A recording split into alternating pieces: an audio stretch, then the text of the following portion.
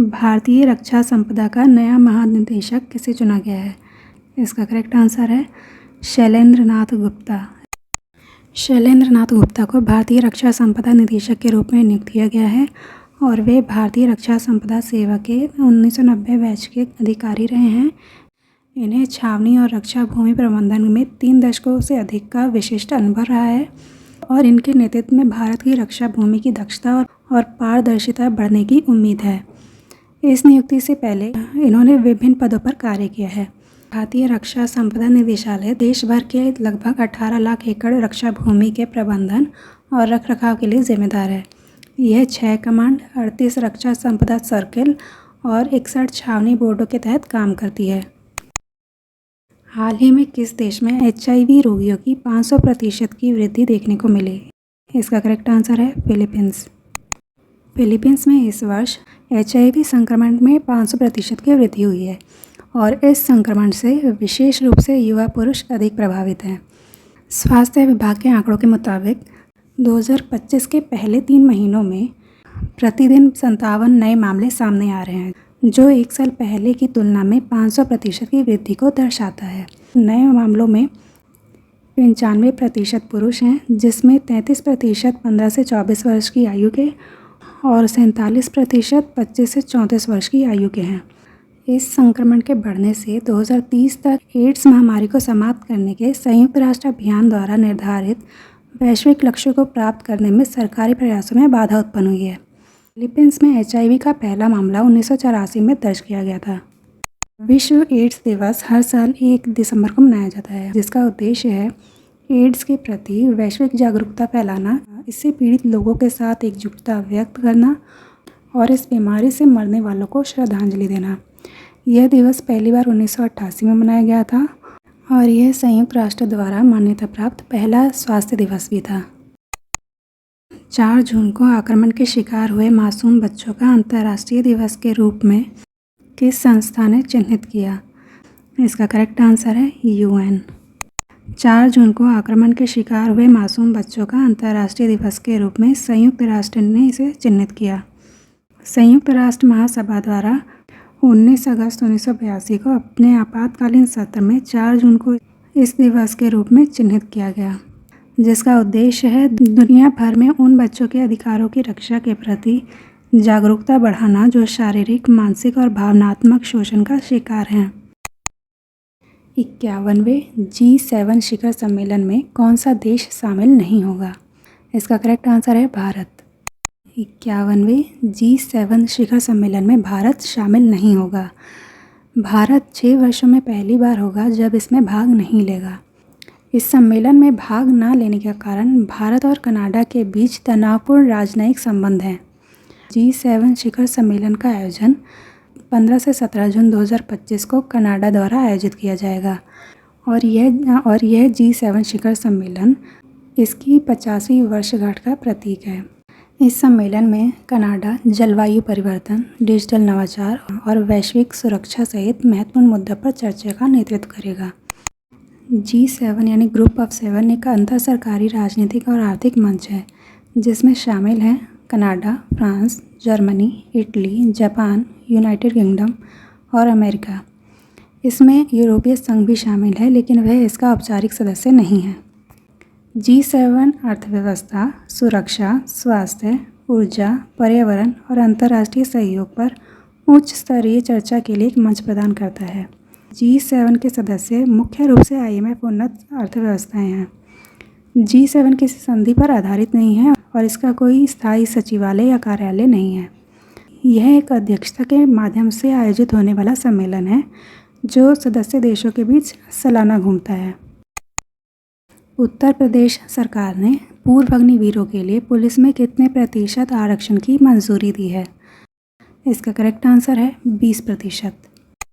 उत्तर प्रदेश सरकार द्वारा पूर्व अग्निवीरों को पुलिस में 20% आरक्षण की मंजूरी दी है। हाल ही में यूपी सरकार ने यूपी पुलिस में कांस्टेबल, PAC, घुड़सवार कांस्टेबल और फायरमैन जैसे पदों के लिए सीधी भर्ती में पूर्व अग्निवीरों को 20% क्षैतिज आरक्षण देने की मंजूरी की है। इससे अग्निपथ योजना के तहत 4 साल का कार्यकाल पूरा करने वाले अग्निवीरों को अग्निवीर सेवा समाप्त होने के पश्चात रोजगार के अवसर मिलेंगे।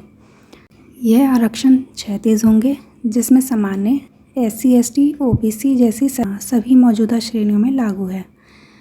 पूर्व अग्निवीरों को 3 वर्ष की आयु छूट भी मिलेगी और अग्निवीरों का पहला बैच 2026-27 तक सेवा पूरी कर चुका होगा, जो इस नीति के कार्यान्वयन की शुरुआत के साथ संरेखित है। इससे पहले हरियाणा सरकार ने भी अग्निवीरों के लिए 20% आरक्षण का ऐलान किया था। इस योजना का उद्देश्य है अग्निवीरों को पुलिस बल में शामिल कर उनकी अग्निवीर सेवा समाप्त होने के बाद उन्हें रोजगार का अवसर प्रदान करना।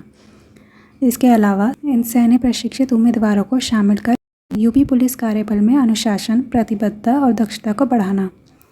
अग्निपथ योजना केंद्र सरकार द्वारा 2022 में शुरू की गई थी और इस योजना में 17.5 से 21 वर्ष की आयु के युवाओं को सेना, नौसेना और वायुसेना में शामिल कर 4 साल तक सेना में सेवा देने के अवसर प्रदान करना है। इस अवधि के बाद 25% को सेना में रखा जाता है और बाकी के 75% को सेवानिधि पैकेज के साथ विदा कर दिया जाता है। भारत के 2 आद्य भूमियों खीचन और मेनार को अंतर्राष्ट्रीय रामसर साइटों की सूची में शामिल किया गया है। ये आद्य भूमियाँ किस राज्य से संबंधित हैं? इसका करेक्ट आंसर है राजस्थान। भारत के राजस्थान से 2 आद्य भूमियों खीचन जो फालोदी में है और मेनार जो उदयपुर में है को अंतर्राष्ट्रीय महत्व की रामसर साइटों की सूची में शामिल कर लिया गया है। भारत के इन पर्यावरण संरक्षण के प्रयासों को एक महत्वपूर्ण रूप से बढ़ावा मिलेगा। इन 2 आद्य भूमियों को इस सूची में शामिल होने के बाद भारत की कुल रामसर साइटों की संख्या 91 हो गई है। यह घोषणा विश्व पर्यावरण दिवस के दिन की गई, जो भारत की महत्वपूर्ण पारिस्थितिकी तंत्र की रक्षा के प्रति प्रतिबद्धता को दर्शाती है। इसके साथ ही वैश्विक सतत विकास लक्ष्यों के अनुरूप भी है। इस सूची में शामिल होना न केवल भारत के जैव विविधता संरक्षण के प्रयासों को मजबूत करता है, बल्कि जन संहिता और सरकारी पहलों की भूमिकाओं को भी रेखांकित करता है, जो प्राकृतिक आवासों की सुरक्षा में सहायक हैं। खीचन रामसर साइट जो हजारों प्रवासी डोमिसाइल क्रेनों को आकर्षित करने के लिए प्रसिद्ध है और यह राजस्थान का बर्ड वॉचिंग पर्यटन केंद्र भी है, जिससे स्थानीय अर्थव्यवस्था को लाभ मिलता है। वहीं मेनार रामसर साइट राजस्थान के पक्षी गांव के रूप में प्रसिद्ध है। यहाँ 150 से ज़्यादा पक्षियों की प्रजातियाँ पाई जाती हैं, जिनमें शामिल है फ्लेमिंगो, पेलिकन और स्टॉक इत्यादि। यह रामसर स्थल सामुदायिक भागीदारी के माध्यम से सक्रिय रूप से संरक्षित है। रामसर साइट्स ऐसी आद्य भूमि जिसे अंतर्राष्ट्रीय महत्व की मान्यता मिली हो। यह मान्यता 1971 में ईरान के रामसर शहर में हस्ताक्षरित रामसर सम्मेलन के तहत की जाती हैं। इसका उद्देश्य है आद्य भूमियों के संरक्षण और विवेकपूर्ण उपयोग को बढ़ावा देना, स्थानीय, राष्ट्रीय और अंतर्राष्ट्रीय स्तर पर सहयोग के माध्यम से इनका विकास करना। भारत 1982 में रामसर सम्मेलन में शामिल हुआ था और तब से अब तक भारत में रामसर साइटों की संख्या बढ़कर 91 हो गई है। 2025 के जलवायु परिवर्तन प्रदर्शन सूचकांक में भारत कौन से स्थान पर है? इसका करेक्ट आंसर है 10वां। 2025 के जलवायु परिवर्तन प्रदर्शन सूचकांक में भारत 10वें स्थान पर है। इससे दुनिया के बेहतर जलवायु प्रदर्शन करने वाले देशों में उसका स्थान बना हुआ है। इस सूचकांक में शीर्ष 3 स्थान खाली हैं, क्योंकि कोई भी देश जलवायु कार्यवाही संकेतकों में निर्धारित उच्चतम मानदंडों को पूरा कर सकने में असमर्थ रहा है। चौथे स्थान के साथ डेनमार्क सर्वोच्च स्थान पर है, क्योंकि इसने नवीकरणीय ऊर्जा का असाधारण उपयोग, मजबूत जलवायु नीतियाँ, कुशल GHG उत्सर्जन नियंत्रण के साथ बेहतर प्रदर्शन किया है। जलवायु परिवर्तन प्रदर्शन सूचकांक 2025 में 63 देशों और यूरोपीय संघ के जलवायु प्रयासों का मूल्यांकन किया गया, जो कुल वैश्विक ग्रीनहाउस उत्सर्जन के 90% से अधिक के लिए जिम्मेदार हैं। इस साल यूक्रेन को इसमें शामिल नहीं किया गया। वहीं इस वर्ष की रिपोर्ट एक गंभीर सच्चाई को उजागर करती है, जिसमें कोई भी देश वैश्विक तापमान को 2 डिग्री सेल्सियस से कम करने, आदर्श रूप से 1.5 डिग्री सेल्सियस तक सीमित रखने के पेरिस समझौते के के लक्ष्यों को पूरा करने में समर्थ नहीं हो पाया है। जलवायु परिवर्तन प्रदर्शन सूचकांक German watch, new climate institute, climate action network द्वारा यह रिपोर्ट प्रकाशित की जाती है। यह सूचकांक जलवायु संरक्षण प्रदर्शन के लिए एक स्वतंत्र निगरानी उपकरण के रूप में काम करता है। इस रिपोर्ट का उद्देश्य है अंतर्राष्ट्रीय जलवायु शमन प्रयासों में प्रगति और विफलता दोनों पर प्रकाश डालना, और यह सूचकांक 4 प्रमुख श्रेणियों के आधार पर देशों का मूल्यांकन करता है, जिसमें शामिल है ग्रीन हाउस गैस उत्सर्जन, नवीकरणीय ऊर्जा उपयोग, जलवायु नीतियाँ। ये प्रत्येक संकेतक को स्कोर किया जाता है और समग्र प्रदर्शन रैंकिंग तैयार करने के लिए इन्हें संयोजित किया जाता है। जलवायु परिवर्तन प्रदर्शन सूचकांक 2025 में भारत का 10वां स्थान रहा, जो दुनिया के बेहतर जलवायु प्रदर्शन करने वाले देशों में उसकी महत्ता को दर्शाता है।